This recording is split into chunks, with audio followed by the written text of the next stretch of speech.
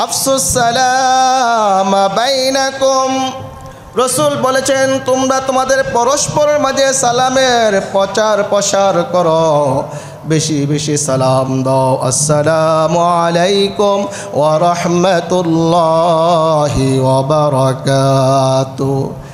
কিভাবে সালাম দেব? আসসালামু আলাইকুম ওয়া রাহমাতুল্লাহি ওয়া বারাকাতুহু, যে বেশি বেশি সালাম দিতে বলতে, চিনো বা না চিনো। আর আমরা তো এখন নিয়ম হয়ে গেছে, যাদেরকে চিনি, যারা মাতবর, যারা নেতা, তাদেরকে দেখলে আগে সালাম দেয়, যারা গরিব তাদেরকে সালাম দেয় না, মূল্যায়ন করে না। এটাই বাস্তবতা চলতেছে সমাজের মধ্যে। কিন্তু নিয়ম তো ছিল আপনি সমাজের যেই হোক একে অপরকে সালাম দিবে। মাতবর আপনার নিম্নমানের যিনি আছেন, সমাজের যিনি নিম্নমানের আছেন তাকে সালাম দিবে। ইমাম সমাজে যে নিম্নমানের তাকে সালাম দিবে, আবার সমাজের নিম্নমানের যিনি ইমামকে সালাম দিবে। মানে মোট কথা পরস্পরকে সালাম দিবে, চেহারা দেখে না, মুখ দেখে না। আরে সে তো সম্ভ্রান্ত ব্যক্তি, সে তো টাকা পয়সাওয়ালা, হ্যাঁ, তার অনেক টাকা আছে, অনেক অর্থ করি আছে, তাকে সালাম দিলে লাভ হবে, এরকম সালাম দিলে কোনো কাম হবে না। সালাম দিতে হবে কিসের জন্য? ইবাদত। সালাম এটা ইবাদত না? কি বলেন? সালাম ইবাদত নেই? সালাম দিলে কত নাকি হয়? কত নাকি? সর্বনিম্ন 10 নাকি, সর্বনিম্ন কয় নাকি 10 নাকি হইতেছে সালাম দিলে। সালামের চেয়ে বড় দোয়া আর হইতে পারে না। এই জন্য সালাম দিব, হোক পরিচিত হোক অপরিচিত, সকলকে আমরা কি দিব? সালাম দেব। ইসলামের মাঝে এই সালামের বৈশিষ্ট্য রাখা হয়েছে, সালামের বিধান রাখা হয়েছে। এরকম বিধান অন্য কোনো ধর্মে তা রাখা হয় নাই, অন্য কোনো ধর্মে নাই। হাদিসে মধ্যে আসছে আল বাদিউ বিস সালাম বারিউম মিনাল কিবার, যে ব্যক্তি সর্বপ্রথম সালাম দিবে সে অহংকার মুক্ত। সুবহানাল্লাহ। তাহলে অন্য অন্য সমাজের অন্য অন্য ধর্মে আপনার সালামের বা নিয়ম রাখা হয়েছে গুড মর্নিং, গুড ইভিনিং, অর্থ কি? শুভ সকাল, শুভ সন্ধ্যা। তো এটার অর্থ কি? এটা অর্থ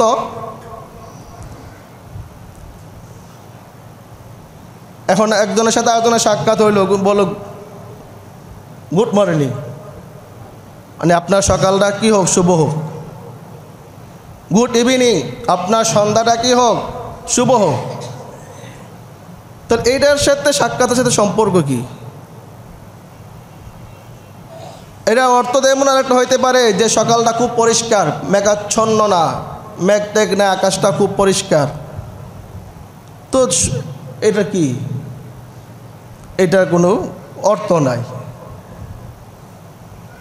আর ইসলামে যে সালামের বিধান রাখা হয়েছে, পরস্পর সাক্ষাৎ হলে আসসালামু আলাইকুম ওয়া রাহমাতুল্লাহি ওয়া বারাকাতুহু, এর চেয়ে বড় দোয়া আর পৃথিবীতে নাই যে তোমার উপর আল্লাহর রহমত বর্ষিত হোক। আজকে আমরা সালামটাও শুদ্ধভাবে দিতে জানি না। অনেকে আছে সালামটাও শুদ্ধভাবে দিতে জানি না। অনেকে আছে আসসালামু আলাইকুম, হ্যাঁ, আরেকজন আছে আসসালামু আলাইকুম। যেখানে আমি একজন মুসলমানের জন্য দোয়া করার কথা, যেখানে আমি একজন মুসলমানের জন্য দোয়া করতেছি, সেখানে আমার দোয়াটা হয়ে যাইতেছে বদদোয়া। আসসালামু আলাইকুম অর্থ কি জানেন? তোমার মৃত্যু হোক, তোমার কি হোক, মৃত্যু হোক। একজন মুসলমান আরেকজন মুসলমানের জন্য কখনো এরকম মৃত্যুর কামনা করতে পারে না। মুসলমান মুসলমানের জন্য কি করবে? শান্তির দোয়া করবে। মুসলমান মুসলমানের জন্য বরকতের দোয়া করবে। মুসলমান মুসলমানের জন্য হেফাজতের দোয়া করবে। মুসলমান মুসলমানের জন্য বিপদ থেকে মুক্তির দোয়া করবে। আর সবচেয়ে বড় দোয়া হলো শান্তির দোয়া, হলো রহমতের দোয়া, হলো যে দোয়া রসুল করিম সাল্লাল্লাহু আলাইহি সাল্লামকে আমার আল্লাহ শিখিয়েছেন আর আল্লাহ রসুল উম্মতকে শিখিয়েছেন, যেটা হলো আসসালামু আলাইকুম ওয়া রাহমাতুল্লাহি ওয়া বারাকাতুহু। আসসালামু আলাইকুম ওয়া রাহমাতুল্লাহি ওয়া বারাকাতুহু। সালাম দেন, সালাম পরিষ্কার হতে হবে। বলেন আসসালামু আলাইকুম, আসসালামু আলাইকুম, আসসালামু আলাইকুম। আসসালামু আলাইকুম ওয়া রাহমাতুল্লাহি ওয়া রাহমাতুল্লাহি ওয়া রাহমাতুল্লাহি ওয়া বারাকাতুহু আসসালামু আলাইকুম আসসালামু আলাইকুম। এভাবে সালাম দেন স্পষ্ট। আর আমরা যারা সালাম নিব, যিনি সালাম দিবেন তিনি স্পষ্টভাবে দিবেন, আর যারা সালামের জবাব নেবেন তারাও কী করবেন? ওয়া আলাইকুমুস সালাম ওয়া আলাইকুমুস সালাম ওয়া আলাইকুম আসসালাম ওয়া আলাইকুমুস সালাম ওয়া আলাইকুমুস সালাম। শান্তির দোয়া। আজকে আমরা সালাম দেই না, সালাম না দেওয়া এটা হলো একটা অহংকারের কারণ। অহংকারের কারণ থেকে এটা আমার দ্বারা আসে না। অহংকার কি? আমি ইমাম, আমি সালাম দিব, আমি সমাজের নেতা, আমি সমাজের ইমাম, আমি সালাম দিব, এটা অহংকার। অহংকারী বাপ, তার কারণে সালাম দিতেছি না।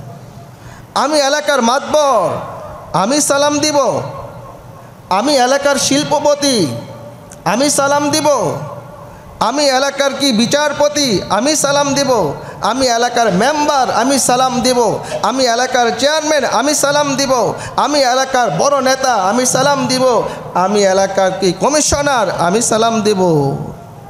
এগুলা কোথায় থেকে আসে? অহংকার থেকে আসে। যখন এরকম মনোভাব অন্তরে জাগ্রত হবে, হ্যাঁ আমি সালাম দিমু, বুঝতে হবে অহংকার এসে গেছে। বুঝতে হবে কি আসছে? আমার আপনার অন্তর অহংকার আসছে। এই জন্য বেশি বেশি সালাম দিবেন, যারে পান তাকে সালাম দিবেন। হক সে সমাজের নেতৃস্থানীয়, হক সে সমাজের নিম্ন শ্রেণীর লোক, যাকে দেখবেন তাকে সালাম দিবেন। দেখবেন সালাম দিতে দিতে একদিন আপনার অন্তর থেকে যে এই অহংকারী ভাব, বরত্ব যে ভাব, ওই ভাব দূর হয়ে যাবে। আপনার সালাম দিতে আর লজ্জা লাগবে না। ঠিক কিনা বলে? আজকে আমরা আমার শত্রুকে সালাম দিতে চাই না। আমার শত্রু, তাকে আমি কেন সালাম দিব?